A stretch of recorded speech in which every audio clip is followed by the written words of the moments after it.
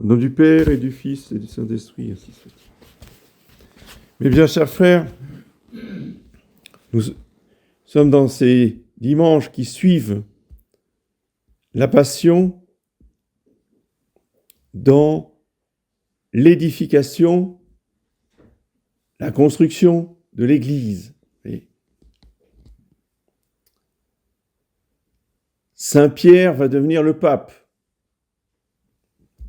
Je vous rappelle, sur le bord du lac de Génézareth, et non pas avant la résurrection. Donc quand il a renié Jésus, il n'était pas le pape. C'est après la résurrection que notre Seigneur va transmettre à ses apôtres la façon dont donner les sacrements, célébrer la messe et comment construire et gouverner l'Église. Oui. On appelle la constitution divine de l'Église que Jésus-Christ lui-même donc a établi une fois pour toutes. Et personne sur cette terre, jusqu'à la fin du monde, fût-il pape, n'a le droit de changer cette constitution de l'Église.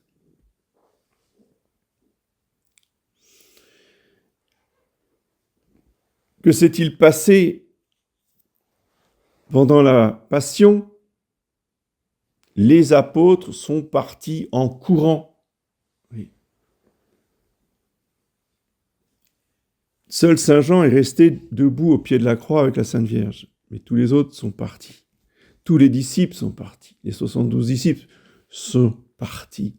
Et toutes les foules qui étaient à la multiplication des pains, qui étaient au sermon sur la montagne, toutes ces foules si nombreuses sont tous partis, sont tous été dispersés.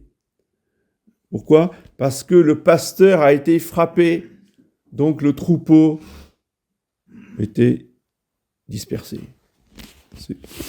Et qu'est-ce qui se passe une fois que le troupeau il est dispersé ? Saint Pierre nous le dit, vous étiez comme des brebis errantes. C'est quoi une brebis errante ? Elle va droit devant elle, et puis elle broute au fur et à mesure, puis elle va droit devant elle. Elle ne sait pas où elle va. Elle est errante. C'est exactement ce qui s'est passé pour la Passion de l'Église. Le pasteur, c'est le pape qui a été frappé, et les fidèles ont été dispersés, ont été chassés de toutes les paroisses.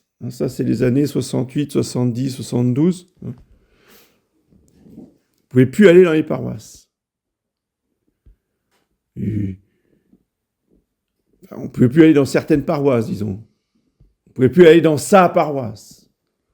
Et je me rappelle, étant enfant, régulièrement, tous les 3 mois, 6 mois, tous les ans, ça dépendait. Alors on changeait de paroisse, on allait de paroisse en paroisse. Jusqu'à ce qu'on trouve la messe Saint-Pie V. Mais même une fois qu'on a trouvé la messe Saint-Pie V, bon, la messe était fixe. Mais on est resté des brebis errantes.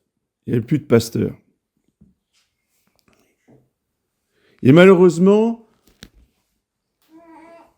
non seulement les fidèles y ont pris goût, ils ont trouvé ça très agréable, pouvoir aller à la messe où je veux, quand je veux, sans rien demander à personne. Je suis autonome. Et personne ne va me dire ce que je dois faire.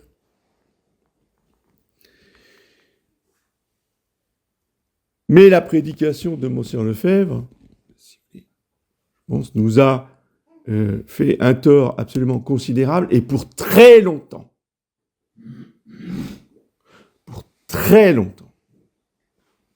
Quand le Sacré-Cœur de Jésus nous donnera un pape, nous aurons les traditionalistes qui se lèveront pour juger si ce qu'il dit est catholique ou pas. Attendez, on va voir. à force de mépriser et de contester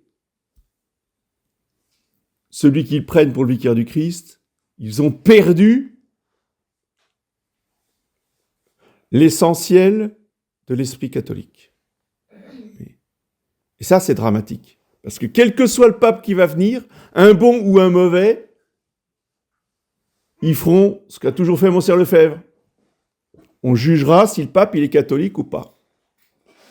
Et ça, je ne sais pas si on s'en relèvera un jour.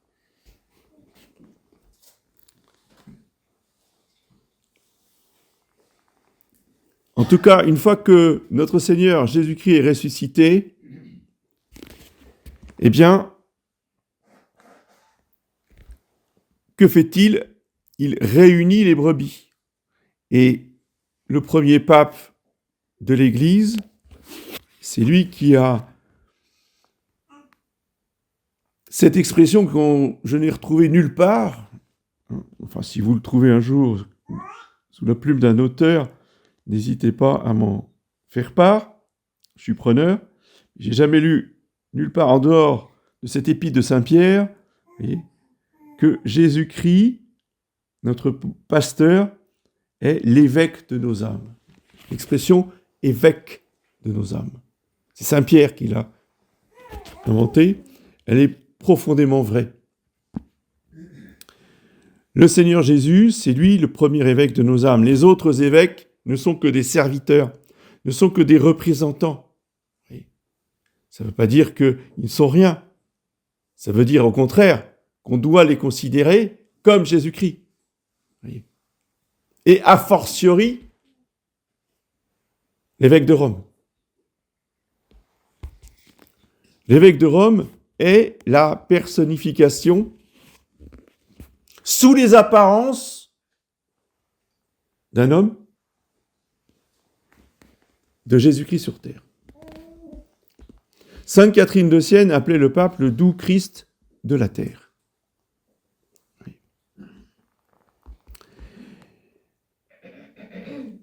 Et le père Matthéo, dans son livre Jésus, roi d'amour, nous enseigne avec l'approbation de Pie XI, puisqu'il en a parlé à Pie XI, qui lui a dit que c'était très juste, très vrai, et qu'il fallait qu'il continue de prêcher cette vérité, nous dit que le pape est la deuxième Eucharistie. Que c'est le même principe, mais sous deux formes différentes, puisque il y en a un qui est un homme ordinaire, et dans l'autre cas, c'est juste des apparences. Et c'est la véritable personne de Jésus-Christ. Dans le pape, il n'y a pas la personne de Jésus-Christ, mais il y a le représentant vivant de Jésus-Christ, qui rend présent Jésus-Christ sur terre. Parce que sans le pape, il n'y a pas d'Eucharistie. C'est pas compliqué. Même si l'Église supporte évidemment des périodes sans pape quand il y a un pape qui meurt, ce qui n'est pas le cas aujourd'hui. Ça fait très longtemps que le pape est mort. Mais tout de même, l'Eucharistie que nous célébrons aujourd'hui, s'il n'y avait pas eu des papes jusqu'à Pie XII, il n'y aurait pas d'Eucharistie aujourd'hui. S'il y a une Eucharistie aujourd'hui, pour que ça continue et que ça perdure, il faut absolument qu'il y ait un pape demain. Le pape et l'Eucharistie sont absolument indispensables. Et dans la vie ordinaire de l'Église, je le rappelle souvent, la messe du prêtre n'est pas autre chose que la messe du pape, qui unit sa messe à la messe du pape. C'est ça le sens de la formule « una cum papa nostro ». C'est pas simplement qu'on est en communion avec le pape, c'est qu'on célèbre la messe de l'Église comme le pape célèbre la messe de l'Église. Il n'y a qu'une seule messe, et la messe principale dans l'Église, c'est la messe du pape. Et donc, le bon pasteur va gouverner son troupeau, protéger son troupeau, nourrir son troupeau. Comment ? Par l'intermédiaire humain du pape. Oui. Et c'est cette vue de foi qu'il nous faut demander dès maintenant, même si on n'attend strictement rien de ce qui va se passer à Rome dans les prochains jours. Parce que ça, c'est pas l'Église. Nous attendons un vrai pape. Mais le Sacré-Cœur de Jésus nous donnera un pape que lorsque nous aurons des cœurs de chrétiens prêts à l'accueillir, à l'honorer et à lui obéir. Oui. Les gens qui disent non, de toute façon, un pape infaillible, c'est pas possible.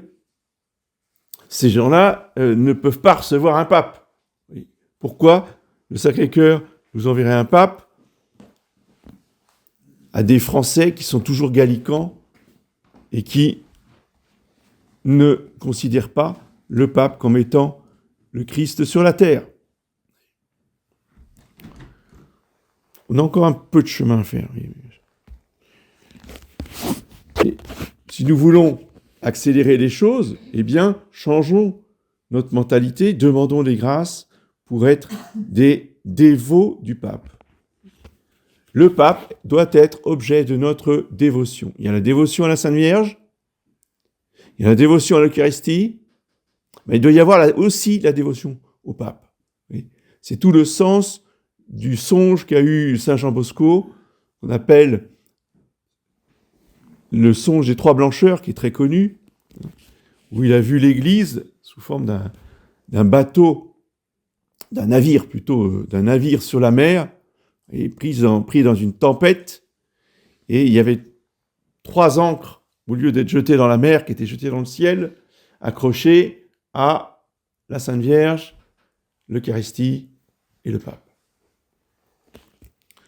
Ce sont ces 3 blancheurs qui tiennent l'Église. Donc il faut en lâcher aucune.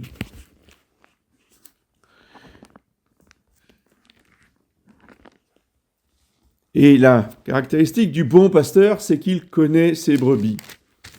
Et que ces brebis le connaissent. C'est-à-dire que les brebis entendent sa voix, ils reconnaissent sa voix. Ils disent, c'est la voix de notre pasteur. Oui. Quand on entend Bergoglio, non, ça, c'est pas la voix du pasteur. Oui. Pas besoin de faire des conférences d'1 heure pour décliner tout ce qu'ont dit les théologiens. Vous voyez ? Non. On lit une pseudo-encyclique, on écoute un discours de Bergoglio disant « ça, c'est pas le pasteur ». On est d'accord. Les brebis connaissent la voix du pasteur.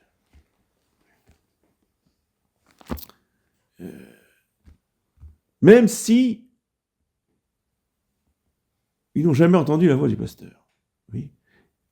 Il y a le Saint-Esprit qui parle au-dedans de nous. Il y a quelqu'un qui a témoigné là dans notre chapelle, il a publié son témoignage, on peut en parler, puisque c'est public. Oui.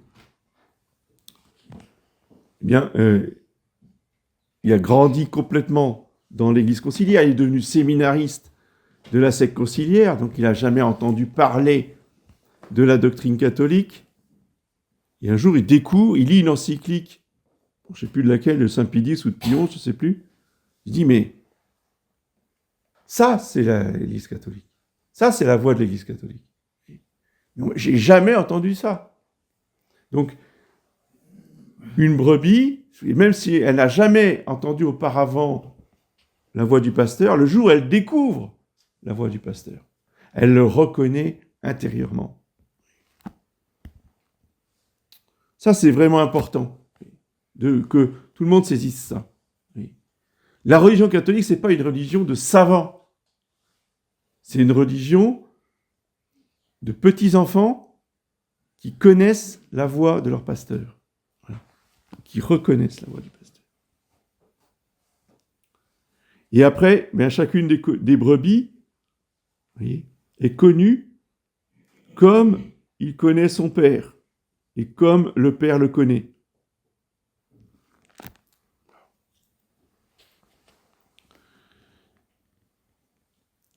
La bergerie n'est pas ouverte à tout le monde. Tout le monde ne peut pas venir dans la bergerie. Et pour venir dans la bergerie, il y a une condition, il y a une contrainte. Il faut passer par la porte.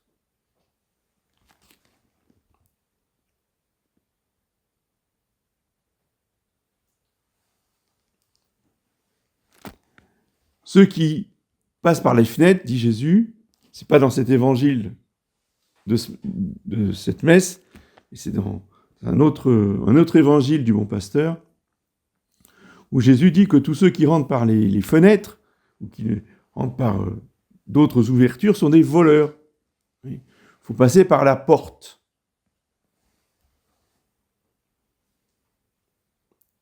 Et la porte, c'est lui aussi. Il faut passer par lui pour entrer dans la bergerie. Ça veut dire que c'est filtré, ça veut dire que tout le monde ne rentre pas, ça veut dire qu'il faut adhérer à Jésus-Christ pour rentrer dans la bergerie. Et dans l'église, dans la chapelle, ce qui nous concerne, il y a aussi une porte, il faut rentrer par la porte. Et l'église, à la porte, elle a confié la porte à quelqu'un, elle a confié la porte au prêtre. Donc, si le prêtre, il doit garder la porte, il s'appelle comment ? Il s'appelle un portier. Et quand on commence son séminaire, au bout de la 2e année, on reçoit les ordres mineurs. Le premier ordre mineur que l'évêque donne aux séminaristes, c'est le portier. Tu gardes la porte. Et pour ça,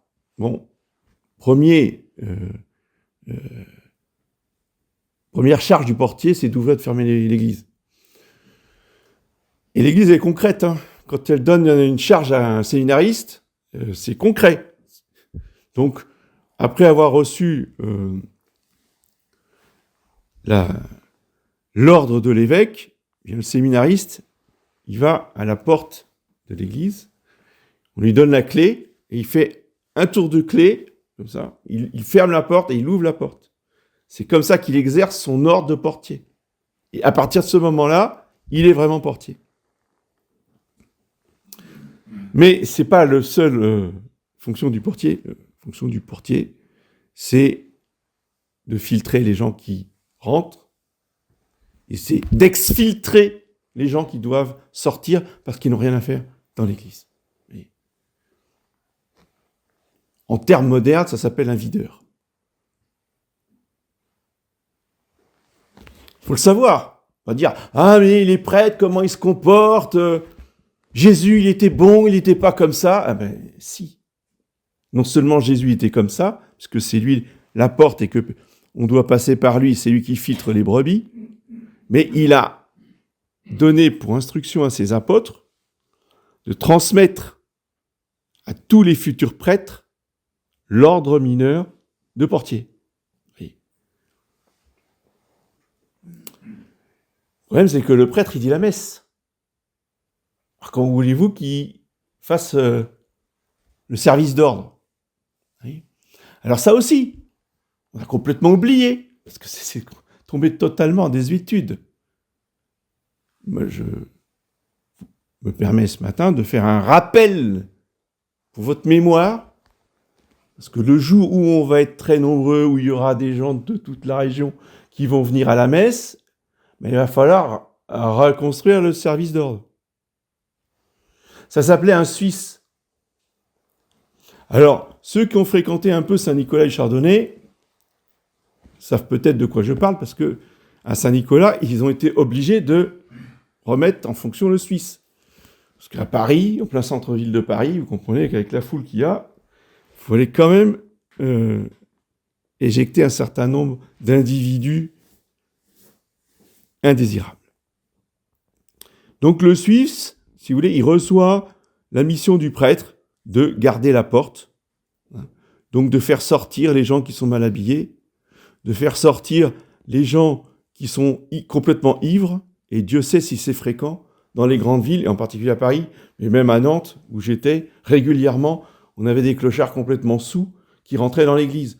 Bon, eh bien, là, le rôle du Suisse, c'est justement de mettre ces gens-là dehors.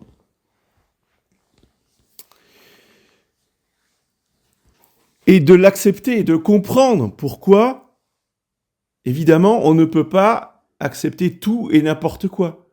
Il faut bien qu'il y ait de l'ordre et donc un service d'ordre.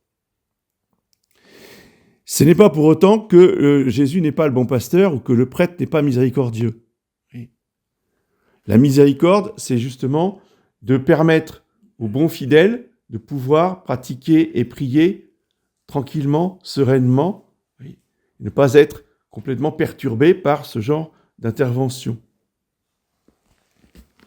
Ce qui est vrai pour l'Église est vrai pour toute autre partie de la société. Dans la société civile, ça doit fonctionner de la même façon. C'est pas pour ça qu'on est en tyrannie. C'est pas parce qu'il y a de l'ordre et un service d'ordre que ça y est, on est en tyrannie. On a beaucoup de chemin à faire encore, je vous dis. Mais bon, c'est à force de vous répéter les choses tous les ans que ça finit par rentrer. Vous voyez ? Mais toute la société vous met dans la tête exactement le contraire.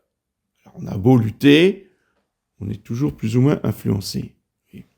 On a perdu le sens d'une société en ordre et d'une église en ordre. Mais les textes, eux, ils n'ont pas changé. L'ordre de Portier, il n'a pas changé. Il faut juste que vous en preniez connaissance et que vous demandiez les lumières au Saint-Esprit pour vous faire comprendre qui est vraiment le bon pasteur. Que son amour pour nous se concrétise, se réalise par sa protection contre les loups. Oui. Un pasteur qui laisse rentrer des loups, c'est pas un pasteur. Comme dit Jésus, c'est un mercenaire. Donc, comprenons, accompagnons et approuvons le bon pasteur qui chasse les loups. Oui. C'est dans l'Écriture sainte, en particulier, pour le pasteur, pour le pape, et c'est dans les textes du couronnement du pape. Il est là pour planter, ça c'est citation d'Isaïe, il est là pour planter et pour arracher. Il n'est pas simplement là pour planter le bon grain. Il est là aussi pour arracher les ronces. Pour détruire et pour édifier. Fin de citation du prophète Isaïe. Ça, c'est le rôle du pape. Il va dire, ah voilà, heureusement, on est débarrassé de cette église qui excommuniait, comme a dit Jean 23, c'est fini le temps des excommunications et des anathèmes. Ça, c'est un loup, c'est pas un pasteur. Celui qui vient pour supprimer les anathèmes et supprimer les excommunications, c'est un loup dévorant qui a ouvert l'église. Vous savez, quand il a été inspiré, vous connaissez peut-être cet épisode, quand il était inspiré d'en haut, bien sûr que ça vient d'en haut, c'est l'esprit qu'il avait inspiré de faire le Concile Vatican II. Il était dans une réunion à Saint-Paul-Hors-les-Murs. Puis de d'un coup, il s'arrête, il se lève. Qu'est-ce qu'il fait là ? Ah ben il va à la fenêtre, qui était une immense fenêtre, là, Saint-Paul-Hors-les-Murs, et il ouvre en grand la fenêtre. Il dit, qu'est-ce que vous faites, Saint-Père ? J'ouvre les fenêtres de l'église, de cette église, a-t-il dit, qui sent le renfermer. Ah, on a vu, Vatican II, on a ouvert à tout le monde. Il y avait les orthodoxes du KGB de Moscou qui étaient là, invités. Il y avait tout le monde, il y avait les protestants de Thésée, etc. etc. Voilà.